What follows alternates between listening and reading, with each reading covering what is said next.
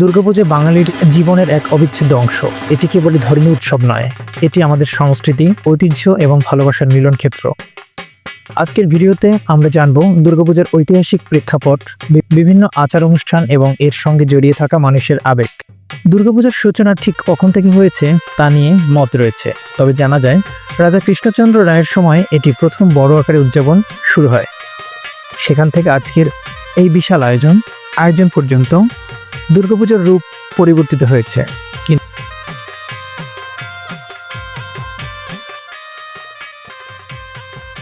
এর মূল চেতনা রয়ে গেছে অটুট: অসুরের বিনাশ এবং ধর্মের প্রতিষ্ঠা।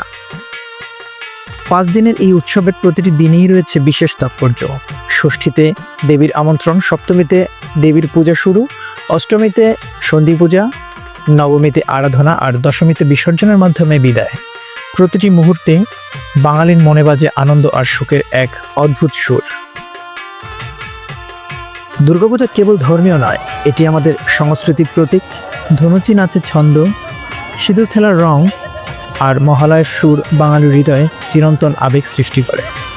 এটি এক মেলবন্ধন যেখানে ধর্ম, সংস্কৃতি এবং আনন্দ একত্রিত হয়। পূজার স্মৃতি সবার কাছে আলাদা। কারোর জন্য এটি নতুন জামা, কারোর জন্য বন্ধুদের সঙ্গে মণ্ডপে ঘোরা।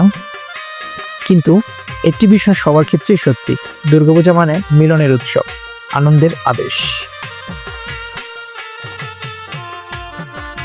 দুর্গাপূজা কেবল একটি উৎসব নয়, এটি আমাদের জীবনের উদযাপন। আসুন আমরা সবাই মিলে এই চিরন্তন উৎসবকে আরও রঙিন করে তুলি। আপনি কিভাবে আপনার পুজো কাটান কমেন্টে জানান, আর ভিডিওটি ভালো লাগলে শেয়ার করতে ভুলবেন না।